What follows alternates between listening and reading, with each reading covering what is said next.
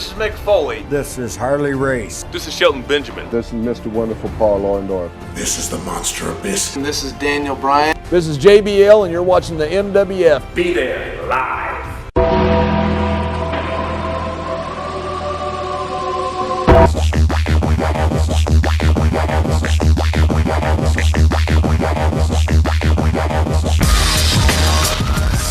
Wrestling fans from around the corner and around the world, welcome to another installment of Wrestling Insiders. I'm Dan Marotti here at MWF Studios, just north of Boston, in downtown Melrose, Massachusetts, 02176, the zip code of champions. Stay tuned after the news for some awesome money-saving deals where you can support indie wrestling.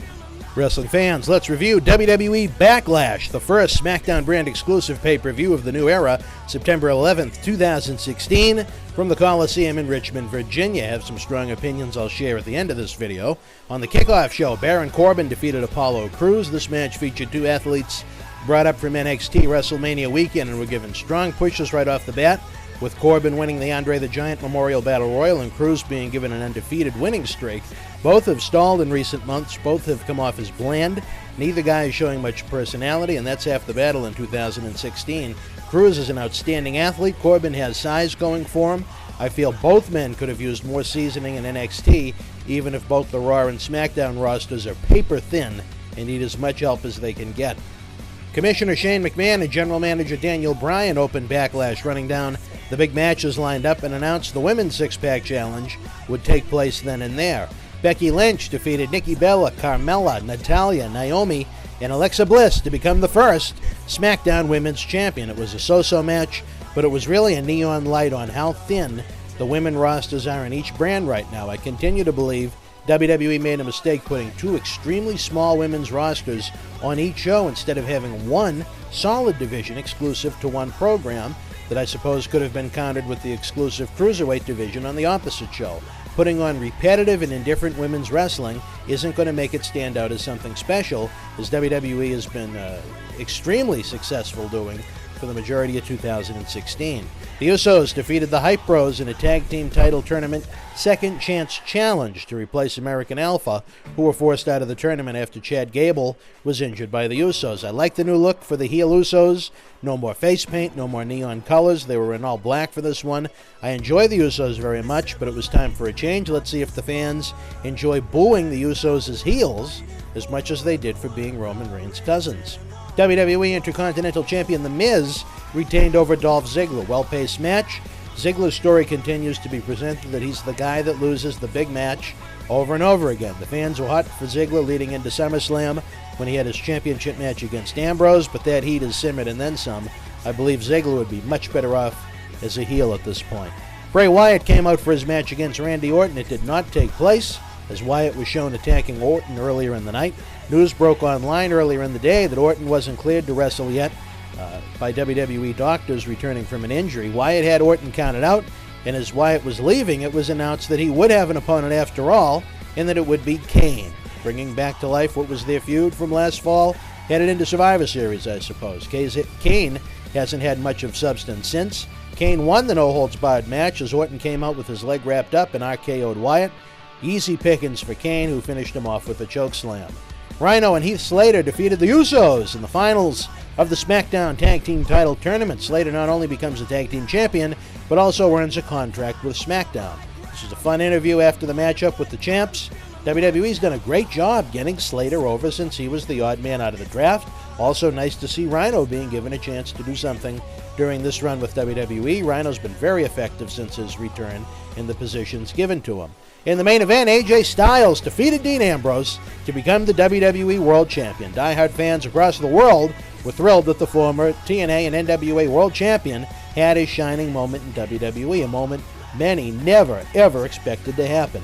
AJ competed here in the Millennium Wrestling Federation in the past. Great guy, very proud of his accomplishment, as he more than paid every due possible. This wasn't as good as the Styles-Cena match from SummerSlam, but more than pay-per-view main event worthy. Let's see what happens with both men now, as it appears their feud will continue into No Mercy next month. I felt this would have been a pretty good SmackDown with a lot happening, and we had 3 new champions crowned coming out of the show. But for a pay-per-view, I hate to say it, but it was pretty bland. Again, this event is the perfect example of how paper-thin the rosters are on both Raw and SmackDown. They need to expand the number of able bodies on each show. Recently, WWE pay-per-views have been going well past 11 o'clock. This one had the main event going out at 10 o'clock. For pay-per-view on the $9.99 per month WWE Network, it was fine. You can't be negative on a show with a great main event like this. But if you were spending pay-per-view bucks on this, the buy rate would have been in the toilet. It would have been a disaster, as I couldn't see fans coming up with 45 or 55 bucks to get it on standard def or high definition. As anyone watching the pay-per-view could see, there were lots and lots of empty seats in the arena itself, which is disappointing for a pay-per-view in this day and age. Let's check out the Twitter polls after Backlash. Was mildly surprised. We had 76% thumbs up, 15% thumbs in the middle, and 9% thumbs down. I'm glad the fans really liked the event and that I was in the small minority. For the best match, it was 61% Ambrose and Styles, 21% the women's match, 15% for Ziggler and Miz, 3% for other. I don't know how Ambrose and Styles wasn't at 99%, but then again, that's one man's opinion. That's why we take the polls, right? Would love to know what you thought of Backlash. Feel free to share your opinions in the comment section below. It's a hot summer on WWE Network with WWE NXT and the Cruiserweight Classic lighting up Wednesdays, along with SummerSlam and not one but two pay-per-views, with Backlash and Clash of Champions in September. Not currently subscribed to WWE Network? Come on now. Use our link below and get 1 month absolutely free. Get the pay-per-views live, the awesome weekly shows, and over 6,000 hours of on-demand content for free. See Lesnar and Orton at SummerSlam, Holy Foley, brand-exclusive pay-per-views, and so much more. At its regular price of only $9.99 per month, it's the best value in sports and entertainment. You want to talk about a great summer sale? Head on over to the MWF store on the BostonWrestling.com super site. We've got brand new WWE t-shirts, autographs, action figures, posters, and more. And this summer I have a special where if you spend $25 or more, you get a WWE t-shirt absolutely free. Not only is it a great deal, but every dollar spent helps our endeavors to bring you action-packed live events and video content. Enjoy 1,200 free videos on our YouTube channel. As we count down to our 15th anniversary, we're releasing a new video each day at 12 o'clock, flashing back to highlights and even a few lowlights on the adventure that is the Millennium Wrestling Federation. Subscribe to our channel using the link below or use youtube.com/BostonWrestlingCom. We also have regular news videos, TV episode recaps, results, interviews, and so much more. Help us bring you even more great video content by donating an amount of any size to paypal.me/Boston Wrestling. Again, every dollar donated helps us bring you more great live events and video content. That wasn't enough. We have a new video on demand section on YouTube where you can either rent or own some of our classic state-of-the-art studio shoot interviews. In honor of the 10-year anniversary since the original No Holds Barred Iron Sheik studio shoot interview went viral and on the Howard Stern Show, we've remastered it and made it available for fans around the world to enjoy for as little as $5.99. We also have an awesome WrestleMania 1 roundtable studio shoot with the Sheik, Mr. Wonderful Paul Orndorff, and Cowboy Bob Orton, where all three WWE Hall of Famers look back at the WWF boom of the 1980s. John Cena Sr. joins me as co-host for in-depth studio shoots with both Paul Bearer and the first and only shoot ever done with the Boogeyman. Bull Dempsey joins us and pulls back the curtain on WWE NXT. Again, not only can you rent or own these awesome interviews, but every dollar goes right back into our efforts to bring you live event and video content.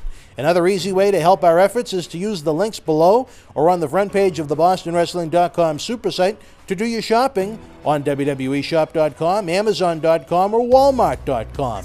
If you make a purchase on any of those websites, wrestling-related stuff or not, we get a tiny kickback, and best of all, your cost doesn't increase 1 cent. Hey, Christmas is going to be here before you know it. Please keep us in mind, as again, every purchase made helps support indie wrestling.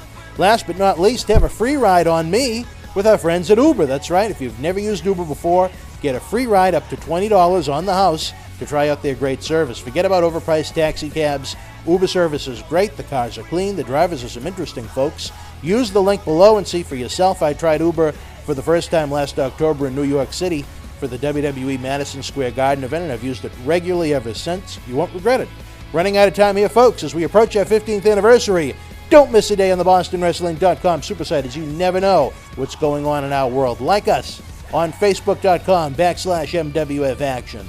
Follow us on Twitter at MWF2001. And again, subscribe for free to our YouTube channel at youtube.com/BostonWrestlingCom.